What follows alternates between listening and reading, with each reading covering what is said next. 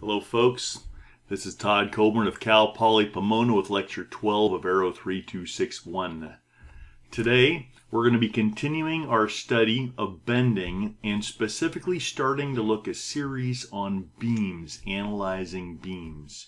Now, in order to evaluate stresses in beams, we're going to need last lecture, but in order to figure out what the loading is on a given cross section and determining what spots are critical or most important to look at, we're going to need this lecture and the following lectures.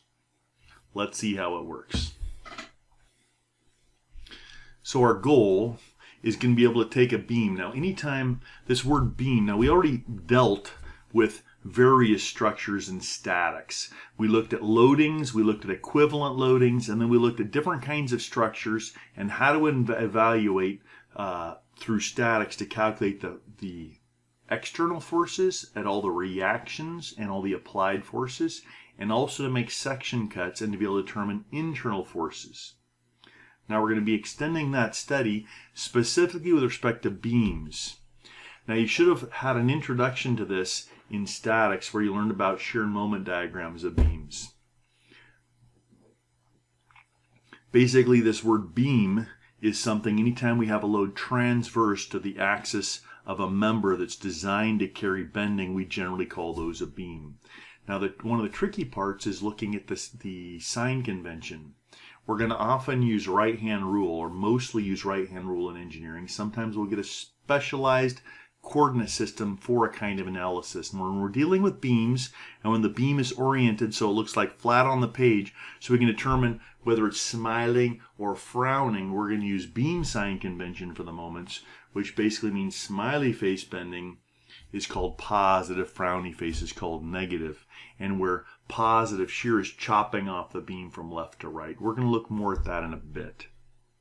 But let's say we're given a beam like the one shown here with some general loading.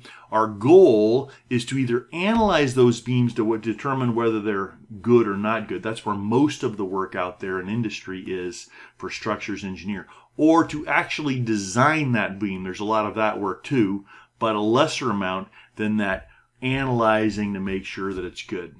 A lot of times some rather rough analysis is used to do initial design, and then the really gloves come off when you go to analyze and make sure that it's good enough to make any structural changes so that you'll be good for your loads. So if we've got a beam like the one shown here with a loading, any general loading such as the one shown here, our goal is to do that. In order to do that, we're going to have to take those external loads that are applied and determine a free body diagram of the beam so that we know all external loads, as you can see going from figure A to figure B, and then determine internal loads. One of the most direct and certain ways to do this is by making a series of section cuts, where you cut the beam, you replace whatever you removed with the forces that it can transfer at that point, or at that plane, and then to analyze the beam using principles of statics.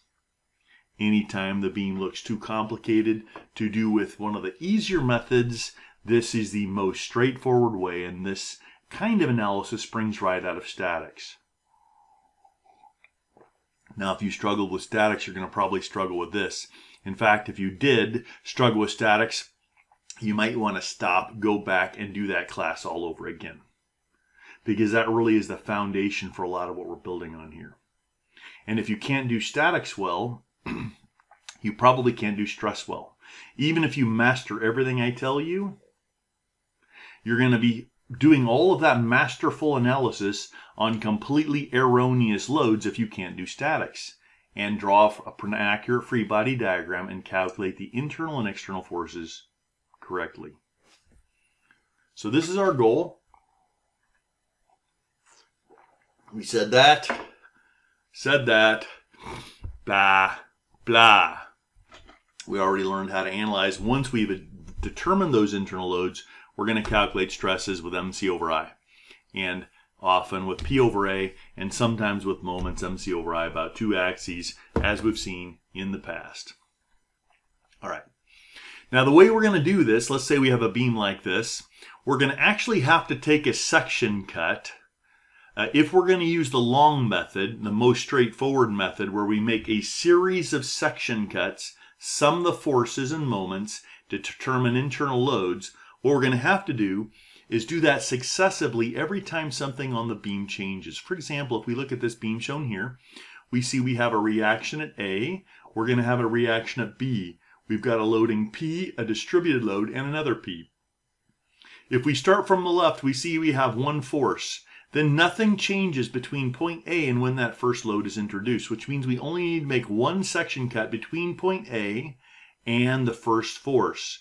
We can make a section cut, replace what's removed with the forces, and then sum our forces and moments in order to calculate the internal forces of the beam. Then when we pass the first force P1, we see now we have both P1 and a distributed load W. So that section cut, doing the same process, will reveal what the shear and moment equation is between the P1 and the end of the distributed load. If we make another section cut between the end of the distributed load and the next force, such as the section cut shown here at C, then we'll get a relation for the shear and moment in the beam in that span. And then one more section cut between P2 and point B will reveal the last set of equations for shear and moment for the last part of the beam. That means we have 1, 2, 3, 4 times that we're going to need to make a section cut, and we're going to need the sum of the forces in the vertical and direction and the sum of the moments at each point. This will give us 2, 3, 4. 4 equations for the shear distribution and 4 equations for the moment distribution. Once we have those, we know we can compute what the internal loads are anywhere by using the appropriate set of equations. The challenge is first to identify which section we're in, so which shear and moment equation applies, and then to calculate the shear and the moment, and once you've done that, to calculate any stresses like P over A plus or minus MC over I. That's the basic process. What's shown here is a section cut at C with a typical free body diagram. If we had made a section cut at C, we would have that reaction at A. We've got P1, the distributed load, and the shear and moment. And this would give us the equation for shear and moment in that third span of this beam. Okay? Now, since we're going to have 4 equations for shear and 4 equations for moment, we're going to have that's a lot of information to be able to quickly spot what is critical. You're looking at these equations, you're not going to be able to intuitively determine what's critical or which spots are have the highest moment or the highest shear that needs to be looked at. And so shear and moment diagrams will give us a visual picture of what all the internal loads are in the beam so that we can see what's critical. So a shear and a moment diagram is simply a graphical representation of the internal loads in the beam so that we can immediately spot which areas are most critical.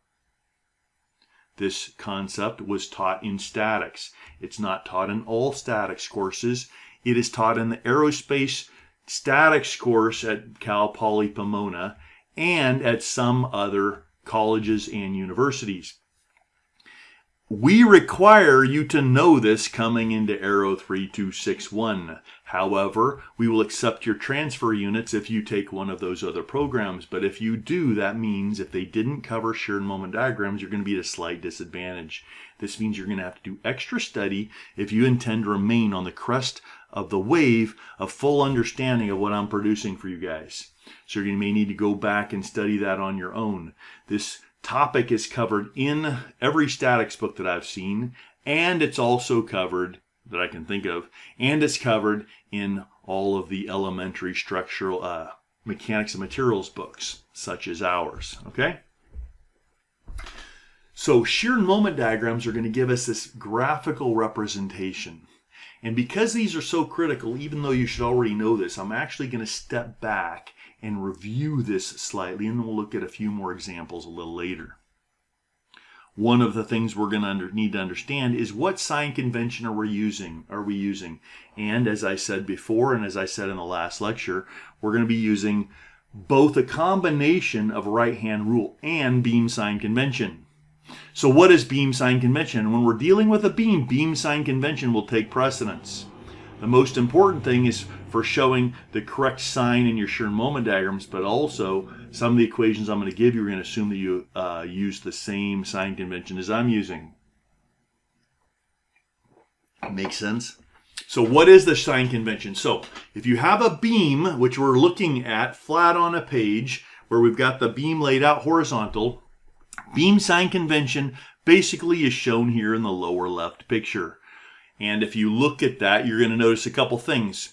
If you're moving from left to right, you make a section cut moving from left to right, then the shear on the beam, if it's chopping off the beam, that's going to be called positive. Just like a lot of beams are carrying a distributed load coming down, like a lot of structures.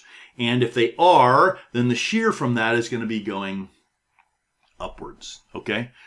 Is going to be, So if we have a distributed loading on the beam, this force is going to be reacted this way. The reaction is up, which means just beyond the reaction, the shear in the moment is down, which is what we're calling positive sign convention. So chopping off the beam, you'll notice moving from left to right, a positive shear is chopping off the beam, which means it's going down. Also, because beams are designed to carry loads that are, bending it like this, that's going to cause the beam to deflect like this, which basically changes the shape of the beam into a smiley face, kind of like this, okay? Smiley face bending, if it's bending like this, that's called positive bending. And another way to look at that is saying, well, if we have positive bending, that means we're getting a shortening on the upper surface and a lengthening on the lower surface, which means we have a bending moment moving from left to right that's producing compression on the top. So positive sign convention for beams is chopping off the beam moving from left to right, bending the beam into smiley face position, and is causing compression on the upper surface. That's what we're going to call positive sign convention. Okay, with that said, let's take a look at another building block. And this is the idea of classifications of support. So we also learned this in statics. Pins can translate a vertical force and a reaction force. Actually, it's a single force in any direction, but instead of a force and an angle, it's easier a lot of times to just put it in two forces, horizontal and vertical component. If we have little rollers on that, that means it can't resist load in this direction. That's a single reaction, a vertical reaction. If we have a fixity, that can translate both shear, axial load, and moment. A lot of times we won't show the axial load if all the other supports on the beam are pinned. That means that that value is going to be 0. So a lot of times we won't even show that axial reaction. Even though it's there, it just happens to be 0 in a lot of cases.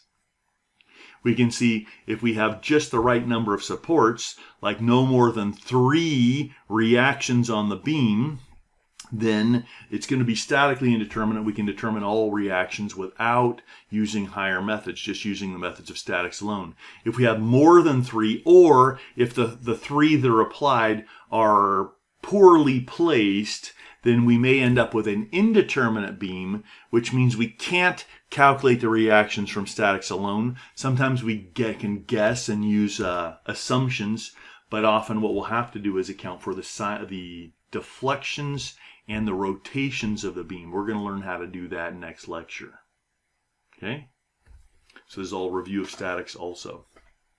Okay, so before we actually get going further, what I would like to do is take a look at what we have here.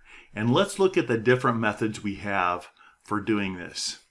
The first method is to take section cuts. So if we look at this first beam on the left, if we want to understand how we're going to do this, we're going to have to make some successive section cuts. And what we want to do before we do any analysis of beams is redraw. So this is the given beam that's shown here. And what we want to draw is a reaction, a loading diagram, a shear diagram, and a moment diagram. Now, statics, as I said, you should have learned how to do shear and moment diagrams. But I have found before you draw a shear and a moment diagram, it's very helpful to draw a loading diagram. So sometimes you can turn the applied diagram into a loading diagram. I'm going to go ahead and redraw it here. And what we're going to do whenever we're doing these, it's best if we draw, kind of line everything up. Everywhere something changes, line these things up like this. And having done that, we then can say, okay, we're going to draw our loading diagram here. We're going to draw our shear diagram here. And we're going to draw our moment diagram down here. Okay, so for the loading diagram, what we're going to do is redraw the beam. And we should always have all dimensions also. Some beams, some texts don't show that. So what we can see at this first reaction, we're going to get rid of that reaction and replace it with a force. And if we look at this, so we can actually, we're going to need to know what this force is. Let's say we sum our moments about point B. Let's call this positive. We're going to assume this is going up, and we're going to assume this is going up. RB, and this is RA. So if that's true, that's got to be equal to 0. We sum those up. Let's move over here. We have a little more room. And we see, summing our moments about point B, we're going to have A plus B times RA minus BP equals 0. And we're going to find that RA is equal to BP over A plus B. Then we can sum our forces in the vertical direction.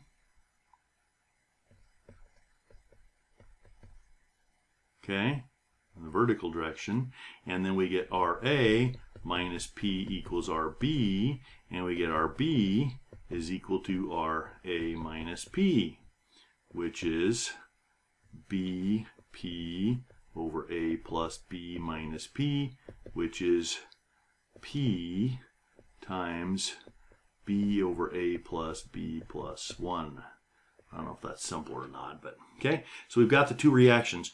Then we look at this thing. Now having the two reactions, we can draw a section cut right here. If we take our first section cut, so let's just write these. This is equals BP over A plus B, and this is equal to B over A plus B plus 1 times P. Okay, so then let's get rid of this other crap that's in our way. Okay, now if we use the method of successive section cuts, we're going to draw a free body diagram of this first piece. We've got RA and a little piece of beam. We're going to assume a positive shear. We can call this V of X, and we can assume a positive moment. We can call this M of X, and both of these are in section A. This, and right, so if we have those two values, if we sum the forces in the vertical direction equals 0, we're going to find RA minus V of X equals 0. So we find that V of X in between that first span of A is just equal to RA. If we sum our moments in that same spot, that has to be, this is also in span A, and then we find that actually from our diagram that RA, and if this moving from right to left is X, RA times X, right? And that's negative the way we drew it, plus M of X at A equals 0, right?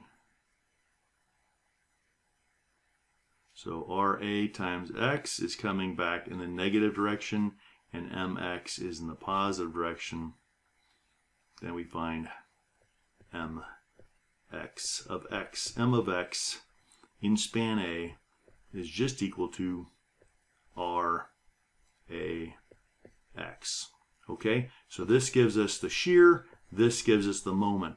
So the loading diagram, we have this beam, we have our dimensions A and B. In my class, I require you to write those dimensions also on your loading diagram. We have this force here, which is RA. We have this force here, which is P. This force here, which is RB. So we see that the loading diagram is simply our given beam with any constraints removed, and the force is placed. So this is a complete free body diagram. Let me draw it over here just to make this super clear. The loading diagram has a beam, it has a force at RA, it has a force at RB, and it has a force at P. These are all external forces, and then it has the dimensions that define where everything is. So that using this diagram we can analyze everything. But we're going to line this up directly underneath the beam as we show here, okay? This is what a loading diagram is. This is really beneficial for constructing a correct shear and moment diagram. Once again, we're noticing that we've drawn lines down here aligned with the constraints and every change of external load on the beam so we can analyze it.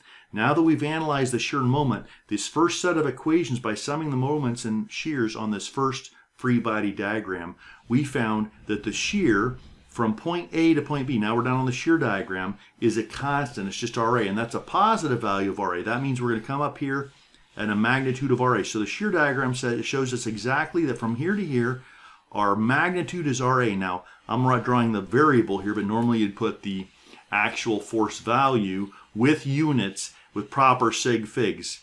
And that's the first part. Then we come in here and we're going to need to draw, because we have this change, we're going to need to do another section cut over here. So I'm going to erase what we have on our slide so that we can now do our next free body diagram and calculate what we need to next.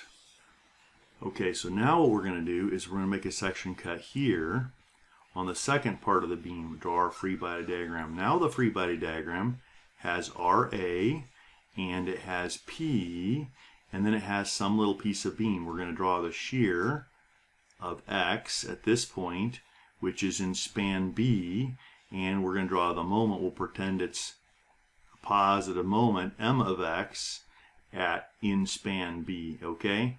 This is a complete free body diagram once we apply our dimensions, okay? So now what we're going to do, remember this is valid from this point here to the end of the beam, okay? We're going to sum our vertical forces. That has to be equal to 0. And what we're going to get is RA minus P minus V of X in span B is equal to 0. This means V of X in span B is equal to R of A minus P. Okay, so now this looks like a positive value, but we would have found that RA is going to be less than P, so we're going to find that this actually ends up being negative. So whatever that value is, we would then draw, and you'll notice it's a constant again, right? It's not changing. So we would draw this part of the diagram, and this is RB. Now I forgot, remember last time we calculated what the moment was in that span from A, in span A. So actually the easiest way to do this is we notice from A to this, where this force is, there's no change. So the moment actually is changing. Remember the moment was RA times X, and it was a positive value. So actually we know at the end of this, when it's A, then the moment here will be RA times A, right? And it's increasing linear. It's RA times X. X is changing linearly, which means it's a linear function. So the easiest way to draw the moment part of the diagram is just to find the value from going from here to here. What's the place that we, it's the end of the change, and then what's the relationship between there? In this case, it was a linear relationship. So we plot this value and draw a straight line, and that's this part of the curve. Now to get the second part, what we're going to do is now sum our moments. We're looking at this free body diagram here again, right? We're going to sum our moments about this point here where we're taking the cut. That's got to be equal to 0. So we'll call this positive. So we're going to say, okay, looks like RA times X, and that's a negative, right? And then we've got P, and that's going to be a positive, plus P times X minus A. And then we've got this moment plus M of X in span B. All that has to be equal to 0. So we're going to find out that M of X in span B is equal to RA AX minus P times X minus A. Okay? Now if we plug in the value of X of the end of the beam, X is equal to A plus B, we're going to find out that the moment is 0. It better be 0, because if we look at our constraint, we found we weren't able to transfer any moment beyond the end of the beam. So it better be 0. So now we're going to find this relation gives us a linear change from here to here. So we draw the end of our diagram and shade it here. And because there's no other local maximum or minimum here, then just identifying this point with proper sig figs and units is sufficient. We now have a loading diagram, a shear diagram, and a moment diagram all properly identified.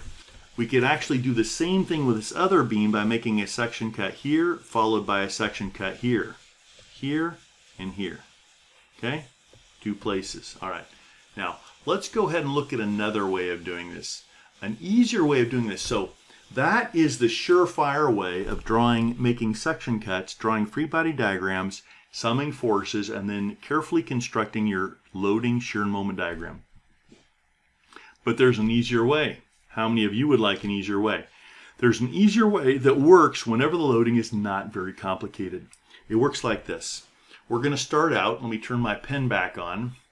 We're going to start out by looking at this, and what we're going to do is kind of systematic. So first we're going to need to solve for the reactions. Just like I did on the other slide, we're going to start by solving for all reactions, okay?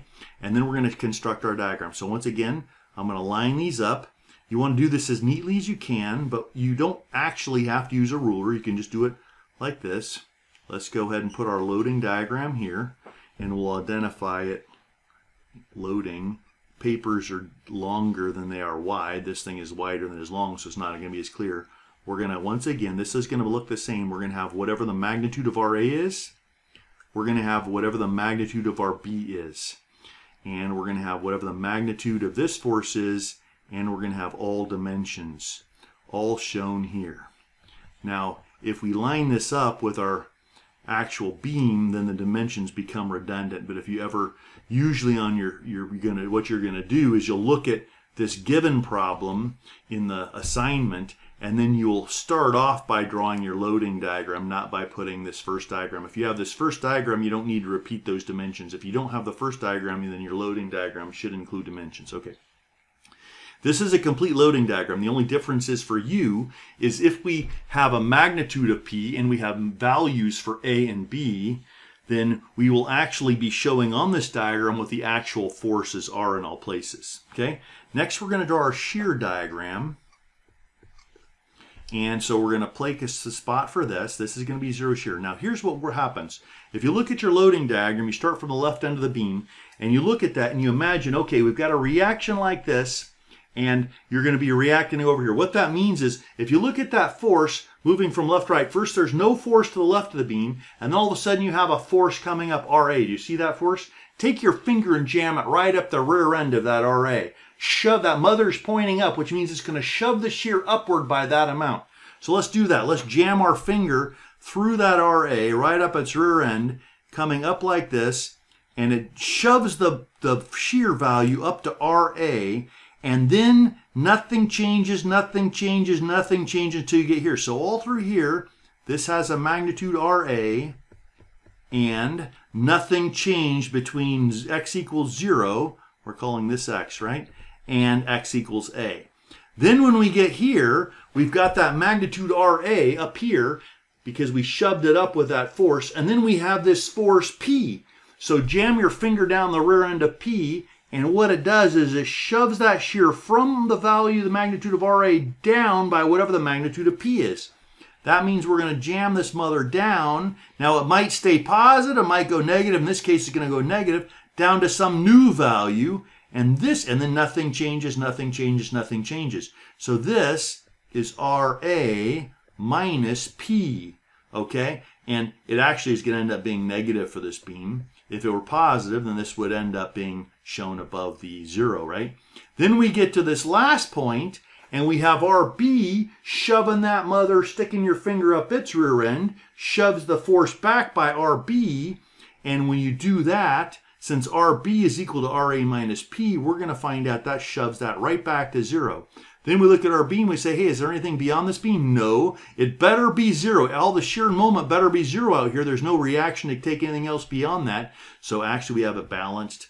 So the shear diagram kind of validates our reactions. That's complete. The only difference for you is you'll have magnitudes and units in these two values. And if we're doing this by hand, we're going to use the appropriate sig figs. Then we calculate the moment, okay? We draw the moment thing here. We write moment over here. And then we're going to say, okay, now we know we look at this support here and we know there's got to be a 0 moment there. We look at this support here, there better be a 0 moment here. And then what do? We say, okay, moving this way. Now the easiest way to do this is instead of actually doing a free body diagram, you can just calculate. Since the moment is the shear, internal shear, times, the moment is the internal shear times the distance traversed, you can just look at this area here. Now this is constant. You can just take the area of this. So the area of the shear diagram will give you what the change in moment is. Area of shear diagram will give you the magnitude of the moment at the point at the end. So if we go right to this point here, which is the next change, we know the magnitude of the moment is just going to be the moment at this point here. This point here is going to be equal to this magnitude RA times this distance A.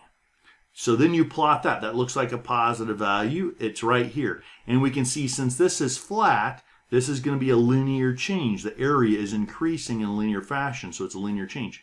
Then we know it's 0 at this point, and we can see from this diagram that this is also flat, so it's linear.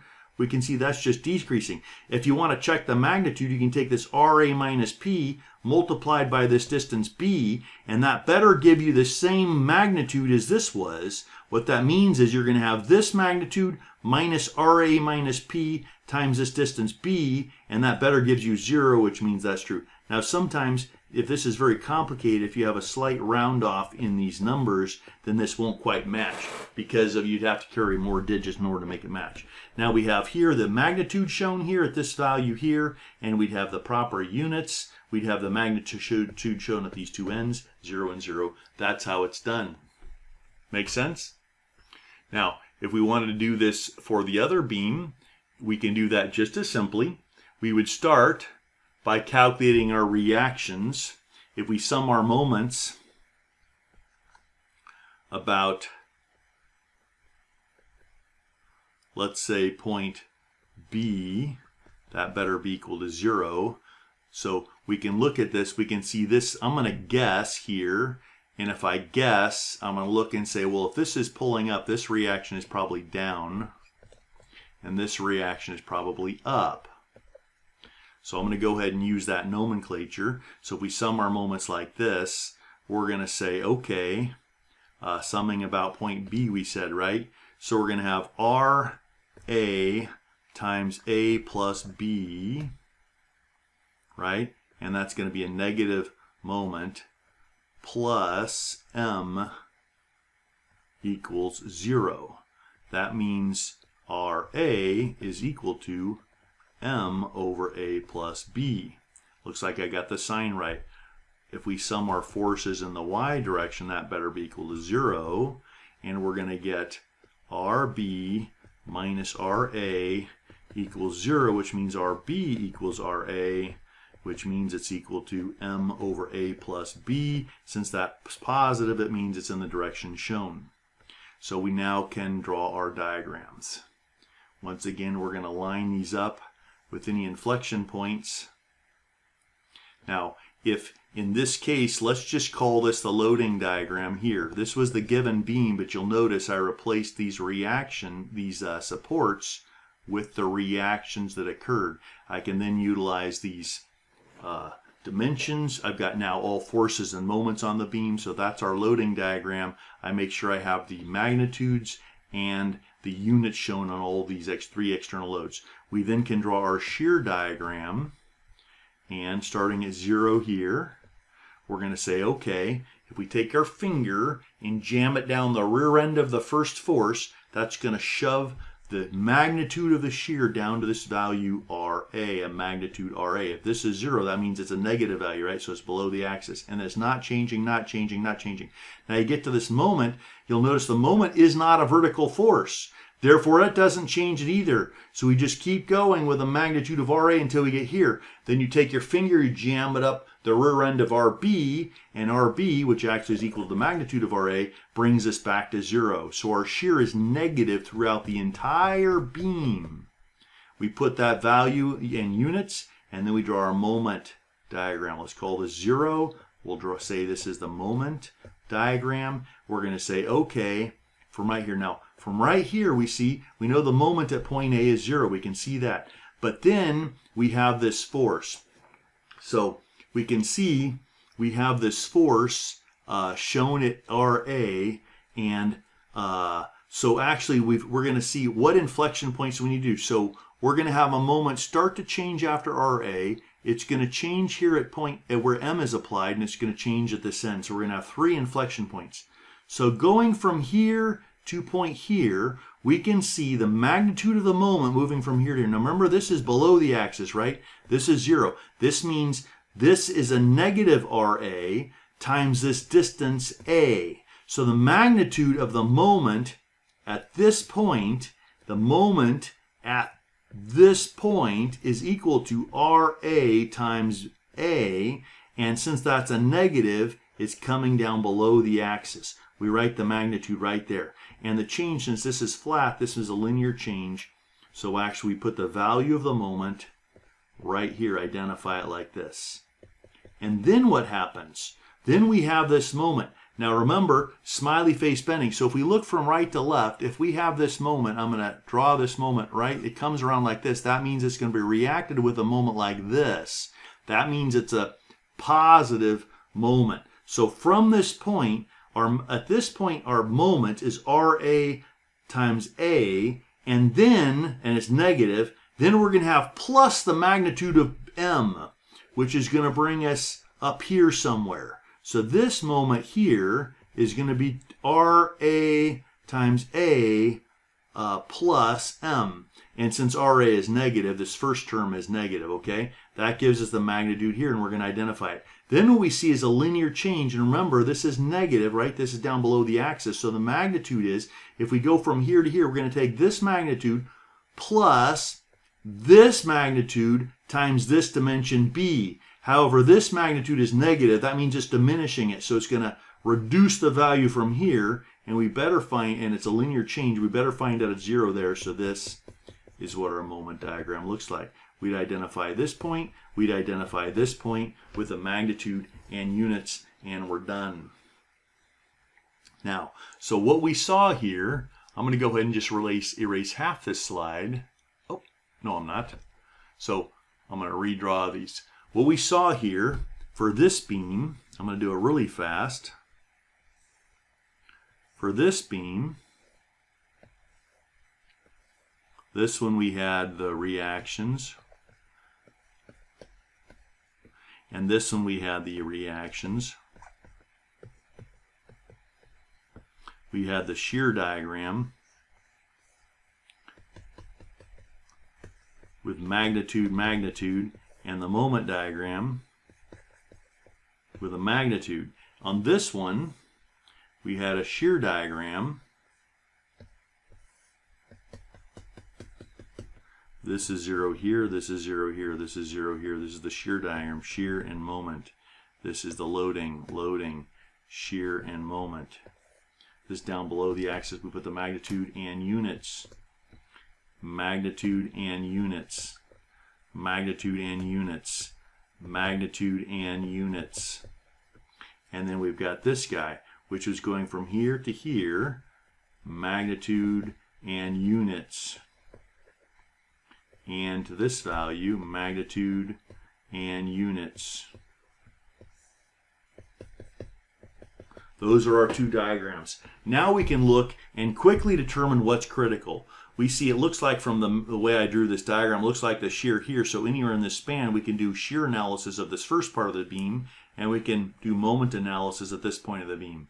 On this one, it looks like it doesn't matter where we do shear analysis, it's got the same magnitude, and we'll look at these relative magnitudes. Whichever one's bigger is the one we'll want to look at. Actually, since this is positive and negative bending, that means if we have a cross section, we draw a section cut through the thing, and we draw the cross section, we're going to have positive bending, which causes compression on the top, and negative bending, which is compression on the bottom. That's what these two values are. This is going to be positive bending causing compression on the top. This is negative bending, compression on the bottom. We might need to check both MC over I values for that beam. Okay, that's the fast way to do shear and moment diagrams. There's two ways. We're going to learn another way today that's even more powerful. This is fast. What I gave you before is most straightforward. And I'm going to give you a method that will handle higher loadings and more complicated loadings more. It's a little more complicated method, but it will make you much more confident in not making a mistake. Some of these other easier methods and more detailed methods can be challenging to implement on a complicated beam. Let's say we have one like this. If we had used our first approach, where we're making section cuts and drawing free body diagrams, we would have to make a section cut here, draw a free body diagram like this. This would be V of X. This would be M of X. If we call this point A, B, C, and D, this would be from A to C, from A to C. Then we take another free body diagram. Once we make a cut in here,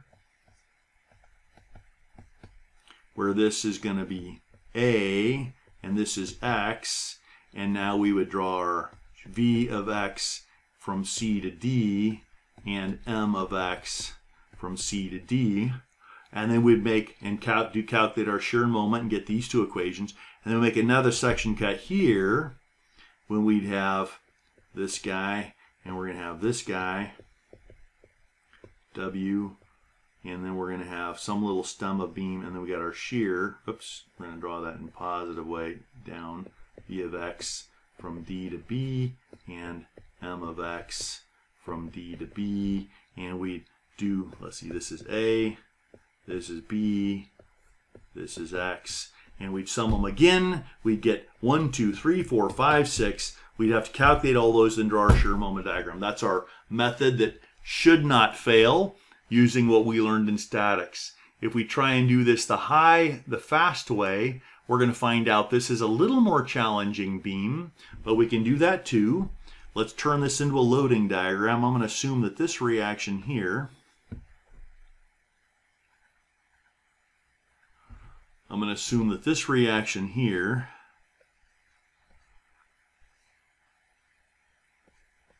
is positive. We'll call this RA. This reaction here is positive RB. Remember, first we're going to get the magnitude by summing our forces and moments about a couple points. So once we get the magnitude of these, we can turn this into a loading diagram like this. It's already dimensioned, it's already got all the values. Then we're going to draw these down coming here, and we're going to draw our shear diagram, and we're going to say, okay, jam our finger up the rear end of this. That means this is going to give us RA until we get to this next point under here. We didn't draw these two lines. Everywhere something changes, we need to draw the lines down. So the shear is constant from here to here. We know this part is true. Then what's going to happen is we can see that this distributed load is going to shove down, sticking your finger down, it's going to be the distributed load is going to be shoving that incrementally down. For every inch you're going to get W change, and it's pushing down. So that means, and the easiest way, and you can see since this is constant, this is going to be a linear change. So actually the easiest way to do this is go from this line to this line. And what we're going to do is take the magnitude of RA minus W times the change in X, which is B in this case. So that means the change from here to here, this is a linear change, and the magnitude is going to be down here, is going to be RA minus W times B, right? And that means at some point in here, this switched over. Then what we find is the shear doesn't change until we get here, and then we jam our finger up that RB's rear end, and that's going to bring us back, and we're going to find out that brings us to 0. So we have the magnitude shown here, everything colored in with units, pounds, right? Then we come here for the moment diagram, and we can, oops, let me redo that. I didn't get that. that might be, yeah, that'll be actually okay. We'll put our 0 here. We know the moment here is 0, and the moment over here better be 0 just from our two constraints. Now, to get the value from here to here, we just take the area into this. So RA times this distance A. All this area is whatever this is. So RA times this distance gives us the magnitude. So at this point, it's going from, it's 0 plus, and this is above the axis because this is 0 here. That means 0 plus RA times A gives us the magnitude of this in inch-pounds. And it's a linear change. Then, moving from here to here, we see, okay, this is going to be a little trickier. Moving from here to here, what we're going to do is we're going to see, okay, from here to here, we're going to have this value, we're going to have this, whatever this magnitude of this moment is here, minus, plus, actually we're increasing a bit, so we're going to increase by this value RA times whatever this dimension is.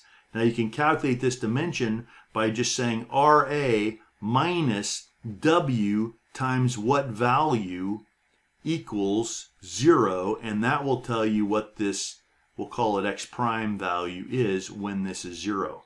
So we want to find out where that point is, and then we can say, okay, now you can notice that the shear was large here, and now it's quickly decreasing. So what's going to happen is, if this shear stayed, it would keep on going up like this. Because it's decreasing, it's going to increase by lower and lower. So that's going to give it a second order distribution that's increasing a bit until we get to this point. And then this has the same slope, so it's going to keep decreasing until it gets to some other value, okay? So this is how we're going to draw this. This is a first order, that means this is going to be a second order. It's going to max out right here where it hits 0. The magnitude here will be this, RA is to be the magnitude of the moment here, plus this value times this value, X prime, over 2, because that's the area of that triangle. And that tells us what that magnitude is right there, so we label that point. Then we can find this value by taking this magnitude here and subtracting this magnitude here times this dimension. We'll call this X double prime, right, over 2. That gives you this value. Then we can take the area of this, which is this value, times this length, and that will, and subtract that from this magnitude, and that will give you the value here, and it better be equal to 0. Actually, because of round off, it will usually be close to 0, but not quite 0. You're going to identify this point, and this point with magnitude and units, and this point, which is 0, and this point, which is 0, and now you have your shear moment. That's the fast way of doing these. Now, you might think this one's a little complicated, and it is, but this can still be done by hand. What I'm going to show you, so that's the two methods you should already know. You should come out of statics knowing how to do those two methods of shear and moment diagrams. Probably your teacher didn't give you the quick way. Yeah, shame on them. But they showed you the detailed, correct way of taking systematic free body diagrams to calculate those shear and moment diagrams. Once again, if we look at the shear and moment diagram, we can see the shear is either max here in this section cut or this section cut, and the moment is critical here. So we'd analyze the max shear, which we haven't learned how to do yet, VQ over IT. We'll be learning that soon. And we'd analyze the max moment, MC over I. Make sense? Okay. Now, if you think this beam looks a little too complicated for you to handle by hand like this, and certainly there are other beams that are even more complicated, stay tuned, because what we're going to learn next is not completely, a slightly different method. It's called singularity functions. The trouble with beams are, whenever we have a point force or point moment, it causes singularity. There's a sudden abrupt change of shear and or moment, which is why we have multiple equations for the shear and moment, which makes it more challenging to solve with those successive free body diagrams. What a singularity function will do is allow us to write one function for the shear for the entire beam, one function for the moment for the entire beam, and then analyze the beam from that. This is very useful for doing shear and moment diagrams, and it's even more useful, probably critical, for calculating appropriate deflections and slopes of the beams, as we're going to do soon. Got it? So stay tuned. Okay, I'm going to erase this slide and move on. So let's back up a little bit. We already kind of covered this, but let's just take a general loading on a beam and let's focus on a little increment. We're going to take this little element from C to C prime and we're going to redraw it. And when we redraw it, we're going to remove the rest of the beam as we show here, and we're going to draw the shear and moment. Now take a look at this. You're going to see here that what we have is the shear and the moment, both shown positive, and then the corresponding shear and moment on the other side. You actually can draw these in either direction, but it's useful to draw these ones in the positive direction and these in a complementary direction. We see that this distributed load is changing in some wacky way. Whatever the magnitude is on that little strip is just W times this little increment dx. And with all that said, we're ready to start analyzing that by summing our forces and moments in the same way that we did on the last couple slides rather quickly. We're going to sum our vertical forces. If we did that, we see that this is a positive shear, right?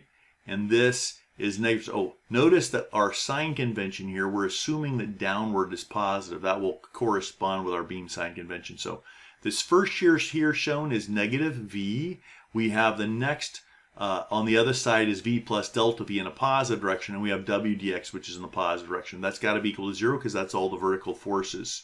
We can then sum for the change in force or change in internal shear, and we find that the internal shear V changes.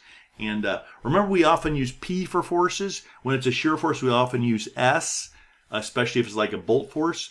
If we're dealing with internal shear in a beam, we also often use the value V for the internal shear, okay?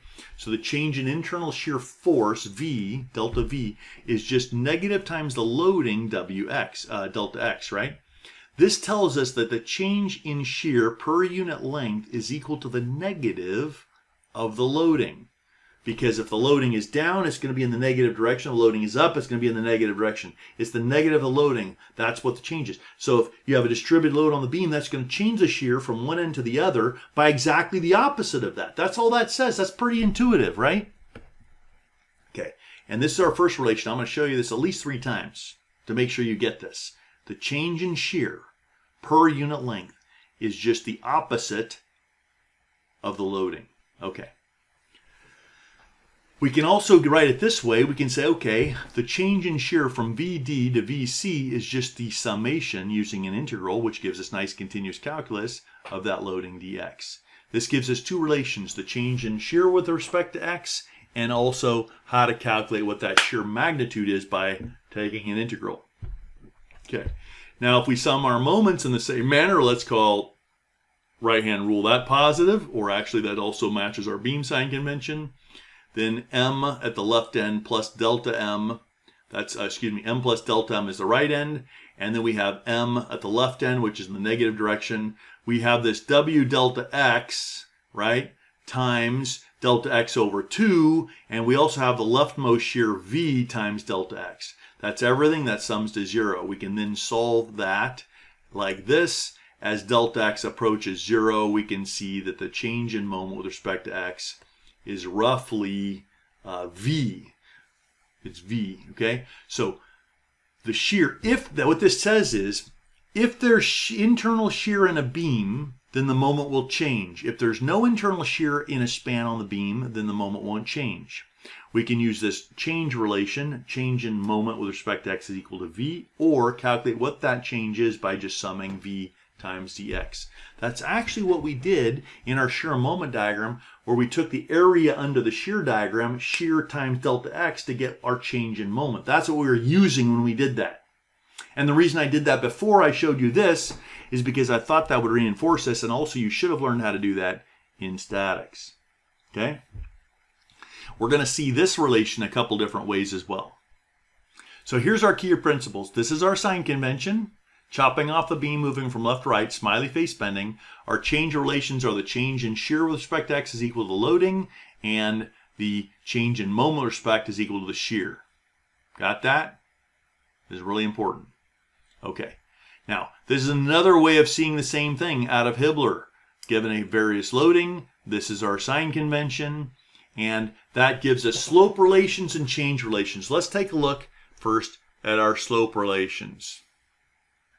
What we're seeing here is the change in shear with respect to x is equal to the loading. We already said that. Now this is actually using a different nomenclature, so he's dropped the negative sign, but actually we saw that change in shear has got to resist that. Our change in moment is equal to the shear. What this means is if we look down here, and then over here we have the change relation. The change in shear is just the integral of the loading. If we look over here, we see that the change in shear is just equal to loading, and the change in moment is just equal to shear times dx. Okay, now let's take a look at something else here. Let me erase this again, and let's take a look here. So if we look down at this set of information here, what that means is, let's just say we have an arbitrary loading like this guy shown here. We can take the loading at each, the magnitude of loading. Like if we take the magnitude of the loading right here, we see the magnitude is positive, right? And we saw, remember, this is saying it's equal to the slope, right? This is downward loading, right? Since it's a downward loading, this magnitude is negative. Since that magnitude is negative, whatever the magnitude is, that's the slope of this diagram here. You'll notice here the magnitude is slightly larger, so we have a little steeper slope. And so on. We get a slope that's going steeper and steeper and steeper because as the magnitude of this changes. Now, if we go and we look at the same points, we see that the magnitude here, right, of the shear at this point is going to be the slope of this. Since that magnitude of the shear is positive, that's going to give us a positive slope. Magnitude here is positive, gets an even steeper slope. The magnitude here is less positive, it's still positive slope, but it's getting less.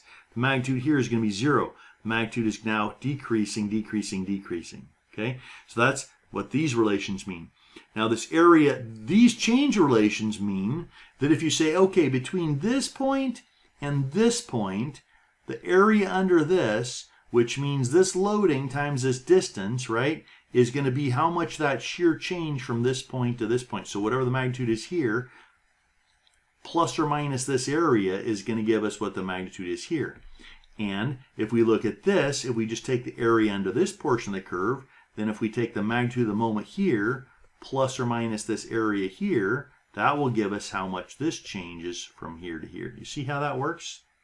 So that's what these things mean graphically.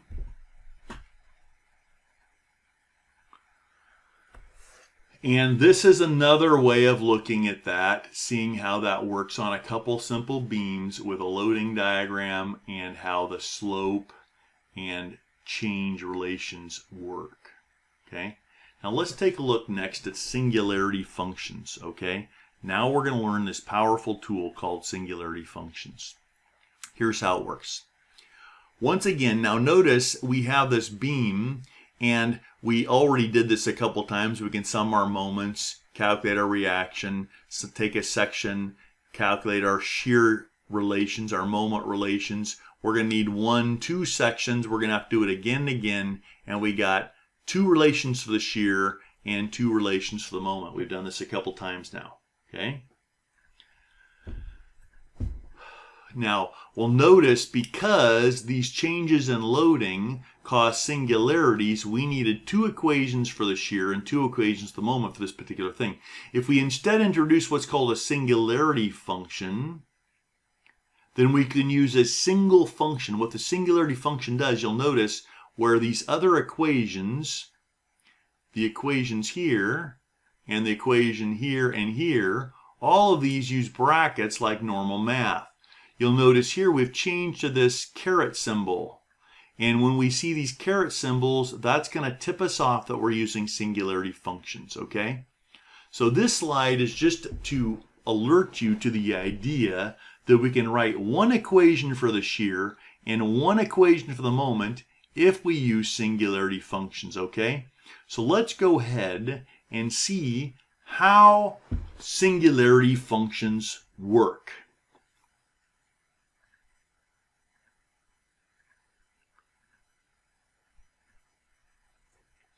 The basics are this. We're going to use these carets with a definition of this. If this x minus a term is 0, it's 1 if x is greater than or equal to a, 0 if x is less than a. And if the coefficient is n, then it's going to be x minus a to the n when x is greater than or equal to a, and 0 if it's not. This is how it works. The plotted function means when it's 0, that's when it springs into being. So this first curve shows that this relation means nothing, this doesn't even exist until you pass this point A. So x is just the dimension of the beam moving from left to right. A is whatever point we're at. And what this means is at this point A, this thing springs into being with this coefficient 0, which means we now have that value. If this coefficient were 1, what that means is nothing happens until A, and then it springs into being, and that 1 means it's got a linear slope. If there was a 2 up here as a coefficient, it means nothing happens till it hits A, and then it's a second order, and so on, okay? That's basically how this thing works. And we're going to integrate kind of like this. We're going to basically use normal integration with a couple little tricks. Actually, we're going to drop this slide. You can ignore this slide. This is just kind of introducing it, and go to the next slide, which can tell you how this works in more detail for us. This chart is the key. You're going to want to find this chart and probably put a tab on it in your handbook. Actually, Beer-Johnson and most elementary textbooks deal with this fairly well, but there are things about the way they present it that can probably increase the chance of you making an error. If you use my version of this table, you'll probably make fewer errors. Here's how it works. You'll notice first we've got 3 relations. We can use a relation for the loading, the shear, or the moment. I'm going to encourage you to use the values for the loading and work from there. But we could have also started with a shear moment. So what this means is this is going to tell us for each of these kinds of loadings how we would draw the loading, shear, and moment singularity functions, okay?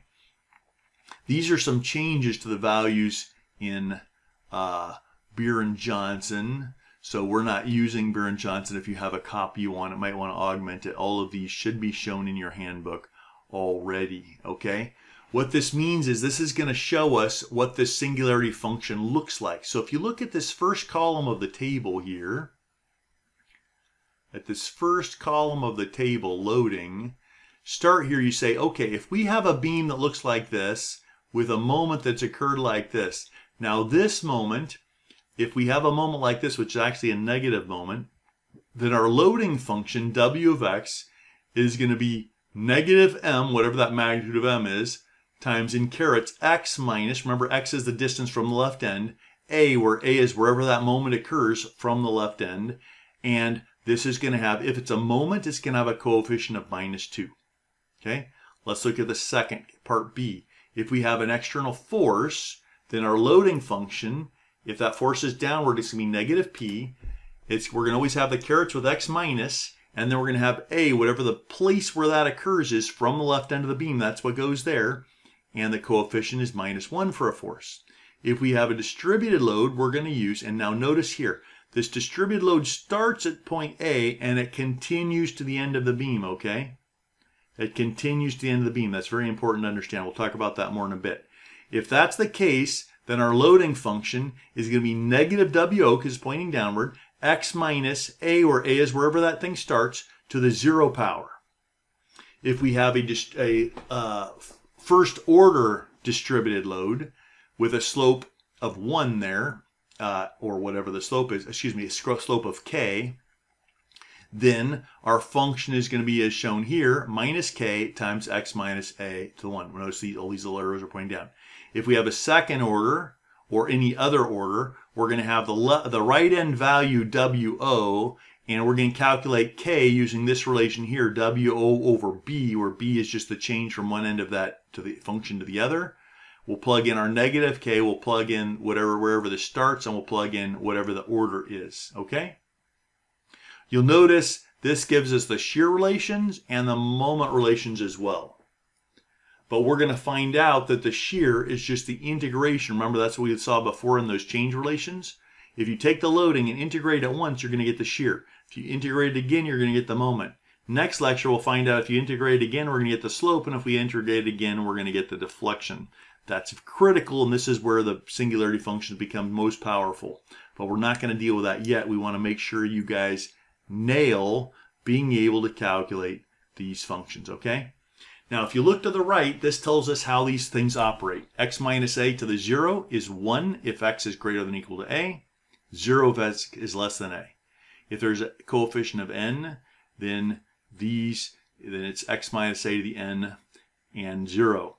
The way we integrate, now it looks like this is a complicated integration, but this is just normal integration as long as this n is greater than or equal to 0. We're just going to throw the n plus 1 on the denominator, and we've got an increase in power like we always see.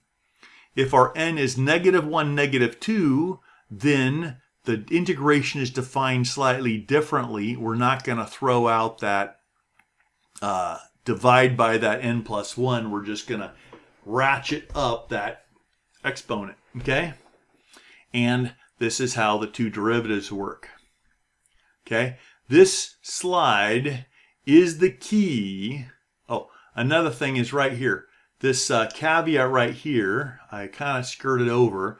This is true when x is greater than or equal to a. This is 0 when x is less than a, and if n is less than 0. If n is less than 0, then it's like that term does not even exist. We will still write it because we need it to keep its place so the later functions will work. But it will not spring into being until, it'll just be a placeholder until n is greater than 0. Okay. With those caveats, we now are ready to start seeing how these things work. Okay? Are you ready for that? All right, let's look at this example. If we have this beam, we see, okay, we've got a beam, and what we want to do is use singularity functions to determine the load, shear, and moment equations. Now, if we were using, you can actually draw this quite easily by hand, the shear and moment diagrams, using the easy method I showed you. You can also make successive section cuts with free body diagrams. It looks like we will need 2 cuts in order to do this. Or we can write a single equation for the shear and a single singularity function for the moment, and then analyze the beam that way. So here's how it works. We're going to say, okay, let's draw a free body diagram. Now we're going to need to calculate our reactions first. Now normally when we do any analysis of a beam, we're going to need to calculate all reactions before we even get started. With singularity functions, that's also fine, but we're going to find out we aren't going to need the rightmost reactions, shear or moment, at the right end of the beam because we're going to be working from left to right. That will never come into play. So you can calculate all the reactions, but you only need to calculate the ones that you need to the left generally, okay? So we're going to draw a free body diagram and solve for our reactions. So that would be done like this, blah, blah. Now let's say we've done that now, okay. Now, and we already said this. Now we can calculate our loading function. We're going to go to our table. We're going to look at our first value, the force. So working from left to right is a good way to do this. On the left end of the beam, we see we have an 8 kilonewton force. If we look at our little table, we find out that a downward force should have a negative sign. So we're going to have -8, and that should be kilonewtons, right? So 8,000. Then we got our carets, x minus, and the location. That starts where x is 0. So we put in a 0 there. And the exponent for forces is -1 from our table. Great. Now we go moving from left to right. We find the next thing is a 6 kilonewton force. So we go to our trusty table. We find out now, since that's pointed upward, that should be positive. So we have a positive 6,000. Then we have our caret symbol, x minus, and wherever it starts at x equals 10. So we put in 10 meters. And then that exponent for a force is once again -1. Then we look and we say, okay, the next thing we see is this 120 and the 2. Now, we're going to also find out that we don't need any singularity terms for the rightmost end of the beam. If we work from left to right, we only need all values except the rightmost end. So we actually can ignore these last 2 values. However, if we were going to write them, this is how we'd write them. We would notice we've got another force that's pointed up. So it's a positive 2 and it starts at 30 and it has an exponent of -1. And we have a moment, which is the opposite of what's shown in the book. So it's actually a positive value and it starts at 30 and the exponent for moments is -2. Once again, these last 2 terms are optional and are not needed. And I encourage you not to write them because they're at the rightmost end of the beam. If they're at the rightmost end of the beam, we're not going to need them for anything. Okay? All right. Now that we have the loading diagram, we can get the shear by just integrating it. Remember, the shear is just the shear is just the change in shear per unit length. The shear per unit length is equal to the distributed load, which means when we integrated that, we could get the shear value. So if we integrate this puppy, and if we follow the rules shown on our table, we find out that this negative, since this is negative, our first term, all it does is identical to what it was before, except for the exponent ratchets from a -1 to a 0. Same thing with the second term. The third term, same thing, and the fourth term, our exponent ratchets from a -2 to -1, and we have a constant of integration. Now, we can insert some of our boundary conditions, like the shear at 0 is -8, or something like that. Or we can just note that you can tell from that table that, remember, every time we integrate, we're going to have a constant of integration. But the first two integrations, going from loading to shear and from shear to moment, the constant of integration that pops into being will always be 0. Therefore, you can just ignore it and not write it, okay? That will make things a little easier for you. I'm trying to show you here exactly how it works. If we plug in shear at 0, this is actually at 0 just to the left of point C. It's 0, and therefore CV is 0 is one way of showing that, okay? We then can integrate this again, right? So if we integrate this again, we're going to find out that that 0 just ratchets to a 1, and it throws a 1 in the denominator, which doesn't do anything. Same thing with the second term, same thing with the third term, and our fourth term, which we didn't need, ratchets from a -1 to a 0. We have a coefficient of integration. If we plug in a value, we're going to find out that it's 0. Once again, you can just imagine that it's 0, and we don't need these last two terms. Okay? You got that? Let's go to the next slide. So since we have this relation, we then can see this is our loading function, singularity function. This is our shear singularity function. We dropped all terms at the right end because we actually didn't need them to start with. And this is our moment relation. And once again, we don't need the terms at the right end. Box our answers. Those are the singularity functions. Now, it seems kind of trivial, but now we have a function that will tell us what the shear and moment are anywhere. We only need one shear function and one moment function for the entire beam when we use singularity functions. Now, this may not seem too impressive to you at this point, but when you get into calculating deflections and slopes, you're going to find out that it's invaluable for you to maintain accuracy to use singularity functions for many beams.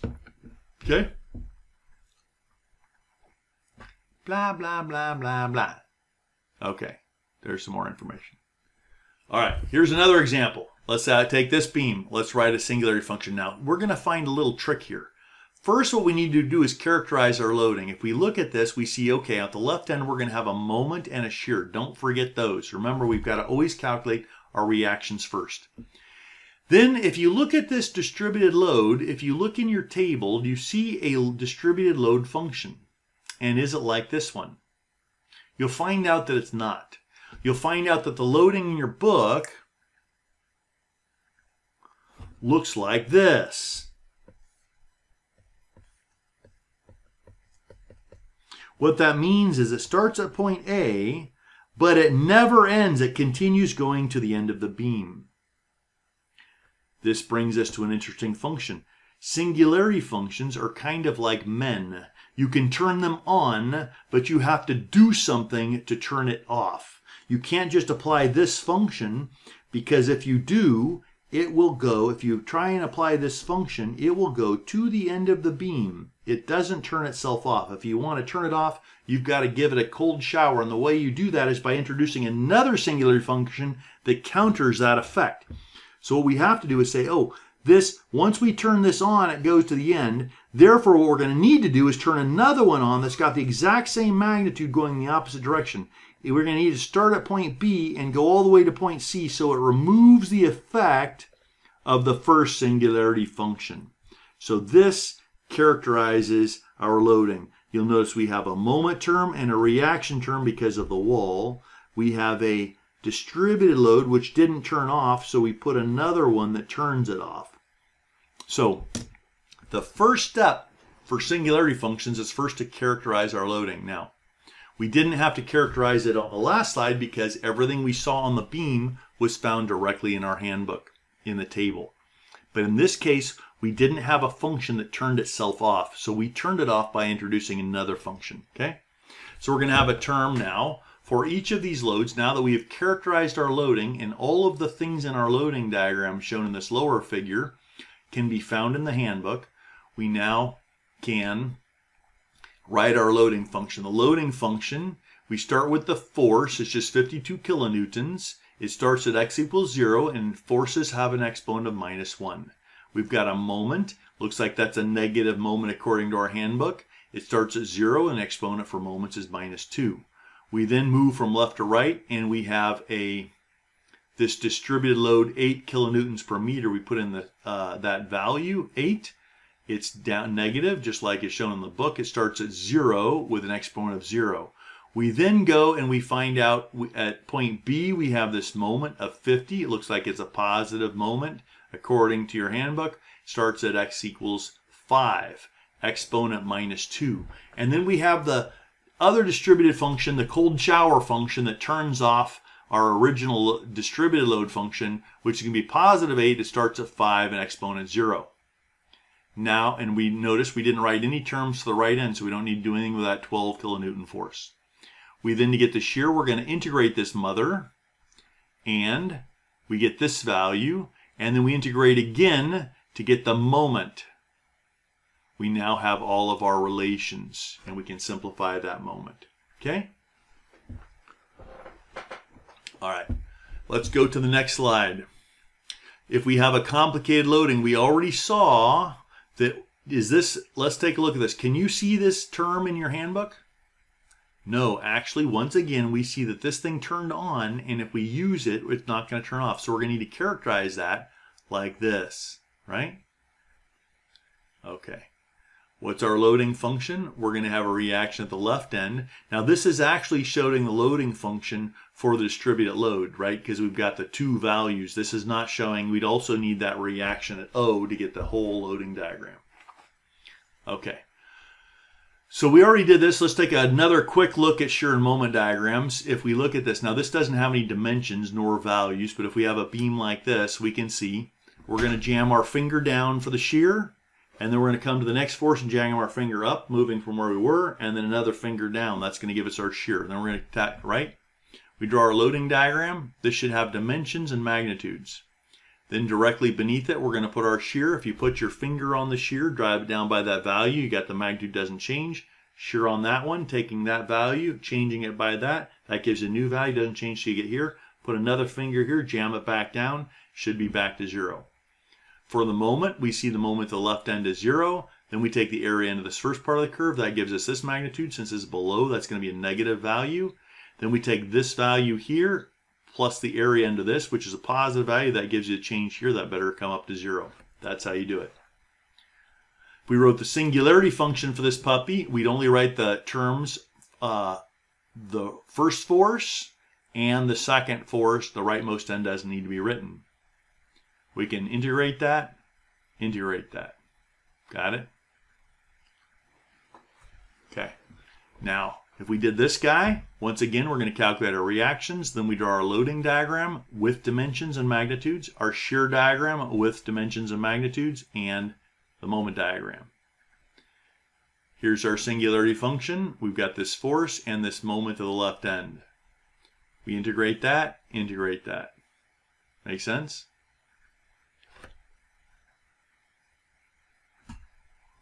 Okay, we have a function like this. Once again, we draw our loading diagram with dimensions and magnitudes. We draw our shear diagram. There is no shear on this anywhere, and our moment diagram. This guy here, once again, loading diagram, shear diagram, moment diagram. What's missing? Magnitudes and dimensions. Singularity functions, we've got the leftmost term, the distributed load, and another force. Integrate. Piece of cupcake.